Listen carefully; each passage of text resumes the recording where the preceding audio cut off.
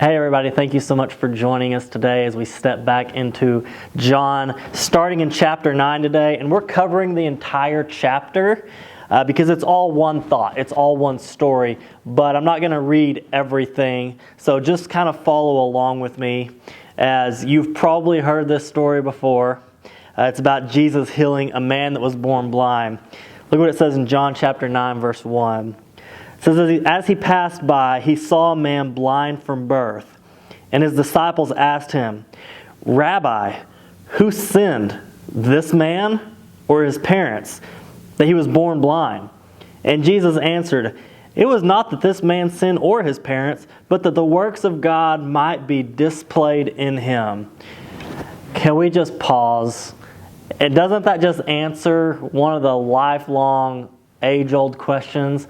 Why do why do bad things happen to good people? Don't we always ask that? Don't we always want to know, why does this godly person, why did this bad thing happen? Because these people, they were asking that question. Obviously, this has crossed their mind before because they're saying, well, this man was born blind, so obviously either he's a sinner or his parents are sinners for him to have been born blind, because in their mind, it's kind of one of those karma situations.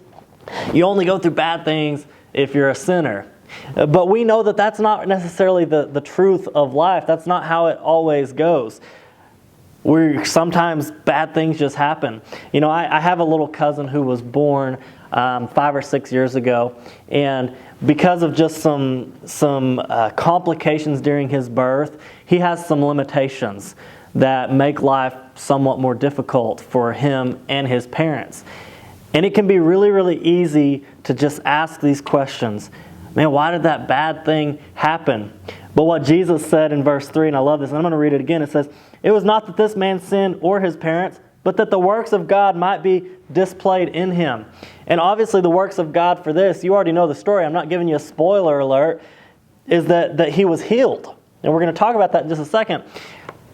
And sometimes bad things happen so that God can be made evident in that situation. And you know, my little cousin, his name is Doc. I don't know if he's ever going to be healed. I don't know if he's ever going to not have the limitations that he has. But I do know that through that situation, I've seen God move. Hundreds of people have seen God move. His parents have had just the greatest attitude about it, and they have stepped out in faith, believing that God is using this situation, just as He can use any situation, to move in mighty and powerful ways.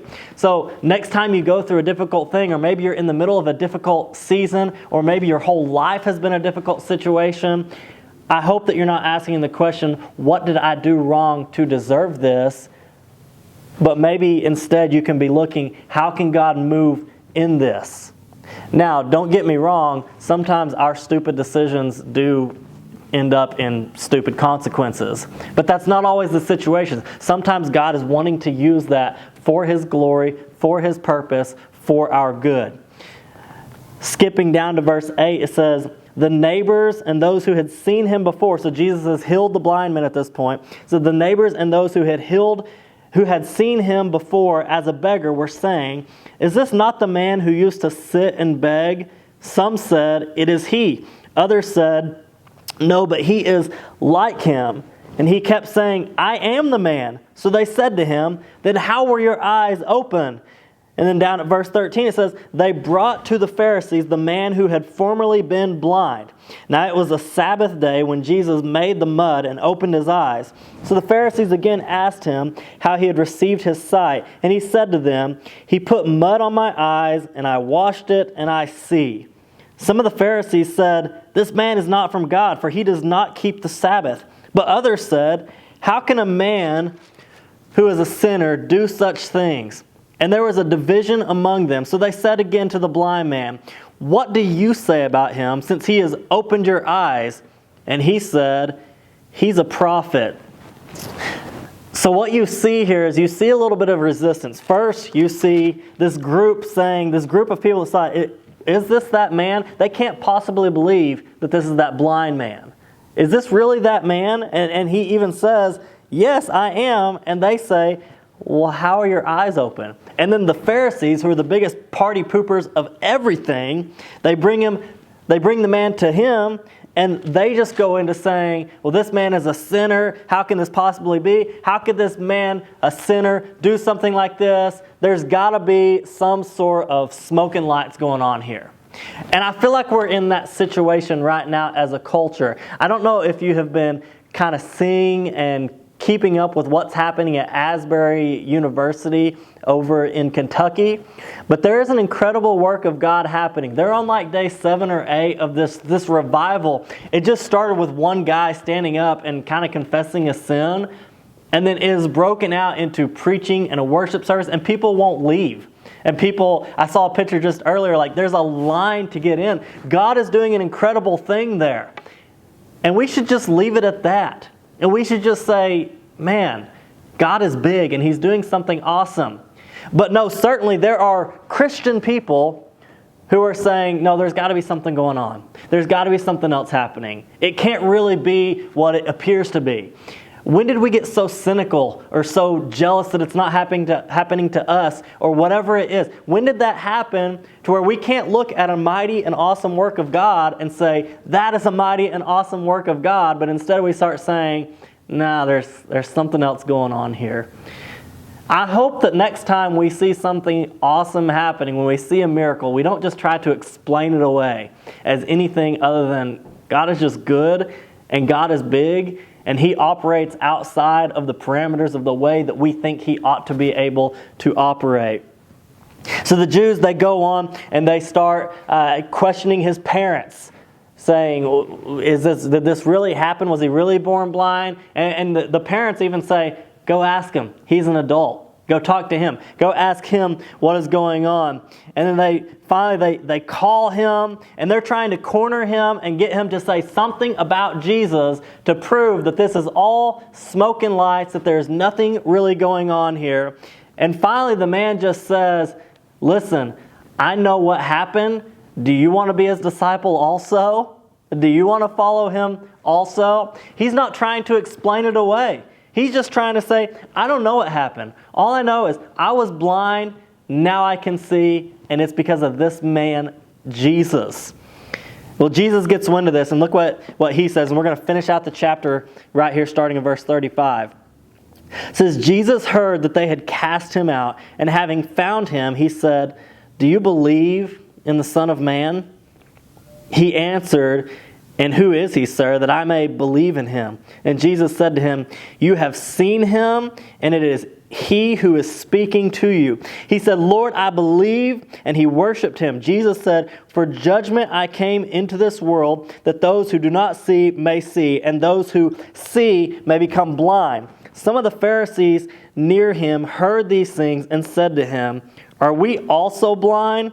And Jesus said to them, if you were blind, you would have no guilt.